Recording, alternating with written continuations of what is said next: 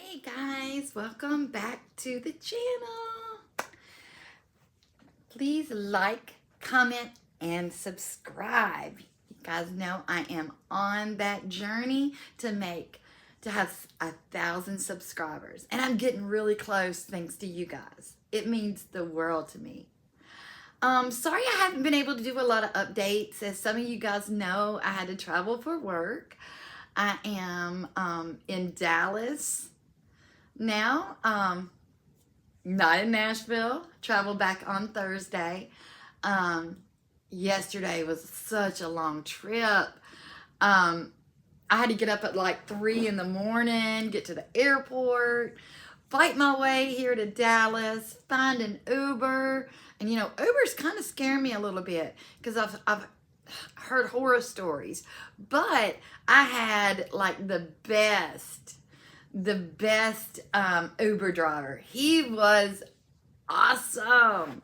I mean, he was so great. Picked me up I only had to wait like 2 minutes once I had my bags, because I had to, I wasn't going to check any bags because it was going to be like $25 to even pack the very first bag. And I'm like, nope, I'll just carry it all with me because I'm only I only brought clothes for 4 days. I didn't even bring an extra pair of shoes. I just brought my house shoes. So, but when I got there and checked in, they were doing a courtesy where they let you check one bag free. So, yay.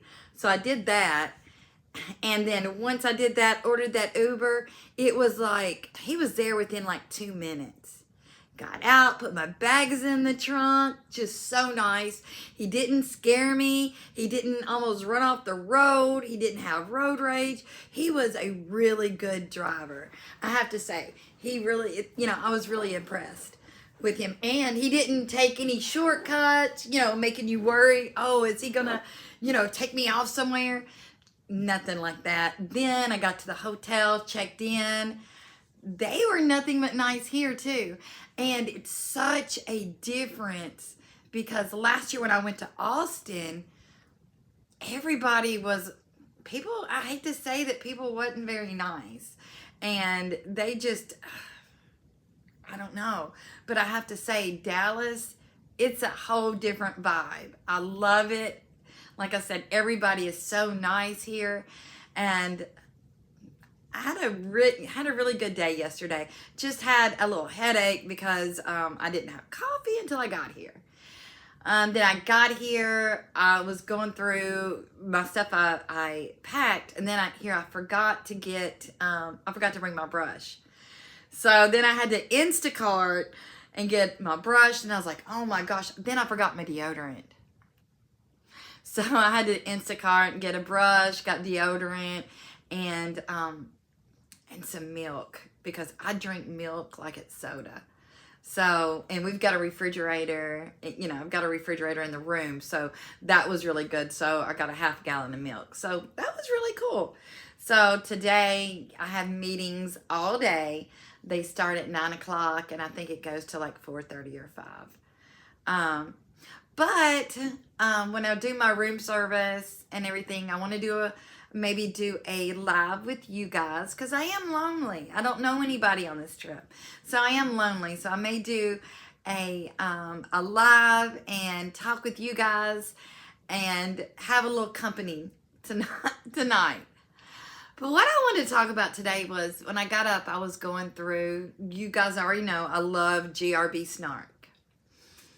And there was a post on there talking about GypDyp and how her heart is so callous. And I guess they didn't say that all the way, but that's what it reminded me of. Because, you never hear her say, hey, I miss my mom. Because if you remember when she went and she did that Mother's Day post, it was like she was attacking her mom again. And, you can never have that love back, that love of a mother. I do realize there's some mothers out there that doesn't have that love. They do not have, that motherly instinct. But I think Dee Dee did. And I think that she wanted the best for GypDyp. And, you know, I think that I think everything that she did was to try to have her have a better life than what she had. And the way she gets repaid for her love is to almost become decapitated. What kind of person does that? And not only that, she can't even take accountability for it. Say, you know, yes, I did that. I wish I didn't do it. I loved my mom. You don't hear that. And she wants to throw all this love to Rod whenever Rod could care less. If you guys remember, he said that he took a trip. They went on vacation in Tennessee, and then they were going to drive to Missouri to visit them. And they called. Nobody answered. Dee Dee didn't answer the phone. So they turned around and went back home. Who does that? You got to think. Your child, at this point, he and Christy is saying that they thought GypDyp was sick. So if that narrative is true and you think that you have a daughter that could die anytime she's sick, not only that, you have her mother that's taking care of her that's also sick. And you call and nobody answers the phone. Wouldn't you be worried? Wouldn't you be like, hey, I'm driving up there anyways and I'll go through that door just to make sure everything is okay? But they didn't do that. They turned around and went home. And do you guys remember, what was it? Was it on Prison Confessions or was it on her first season? I can't remember. When she asked Christy and Rod, or just Christy, I can't remember which one, she said, my mom said that Dad called me the R word. Y'all know what the R word is? Retarded. I hate that word. And they turned around and said, no, we didn't do that. I could see them doing something like that. I really could. But in my mind, I think that they knew this scam was going on. And then Krusty and Rod wants to turn around. Oh, Hot Rod says that he was paying $1,200, $1,500 a month for all of GypDyp's life. That's not true. That's not true at all, because there's records where he spent time in jail for not paying child support. So I really think that he knew this con was going on and he didn't say anything because it helped him. As long as he kept his mouth shut, then they could go on with the con and he didn't have to pay her that money. What do you guys think? And why didn't he push to see her? That's just odd to me.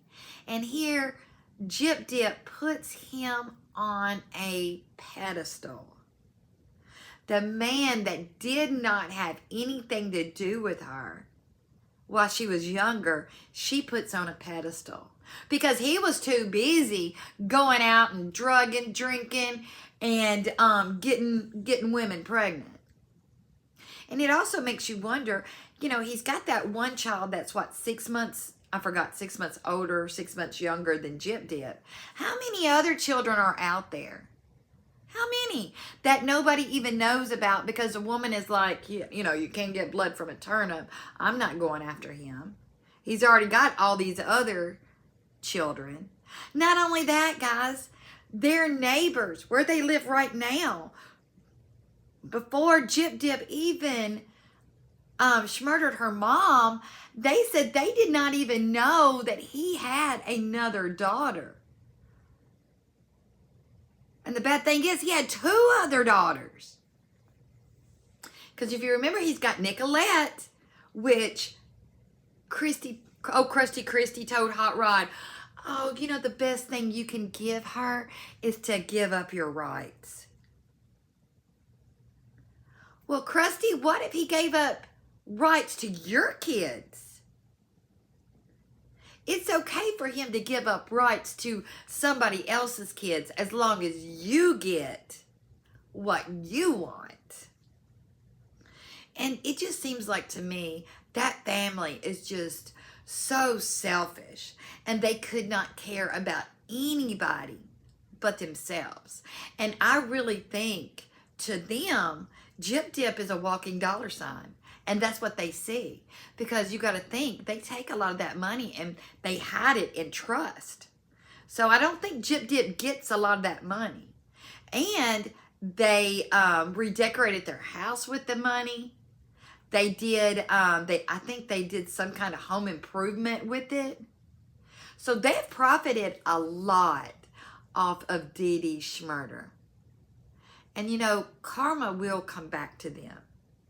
And I just don't know why she begs and begs and begs to get Hot Rod's attention whenever he could care less about her attention, about her when she was growing up. Because you know what? Things might have been different. If Dee Dee had some help and Dee Dee had child support that was actually coming in, you know, things could have been different. Just like whenever the Habitat for Humanity reached out to Rod and before they got the house and said, hey, Dee Dee and Gypsy's going to be homeless. And what did Hot Rod say? They can't come here. That's how much he loved GypDyp. But she still puts him on a pedestal. That is sad. She still attacks her mom, but puts the man that could care less about her on a pedestal. Guys, let me know what you think down in the comments. And like I said, tonight I'm going to go live probably about 6:30. Please join me. And guys, like this video, comment. And if you haven't subscribed, please consider subscribing. Like Toddy says, we're not a cult. If you don't like us after you subscribe, you can always leave. But I really hope that you stay and become part of our awesome community. So guys, I gotta start getting ready for my little classes today. I love each and every one of you. And I'll see you tonight on the live.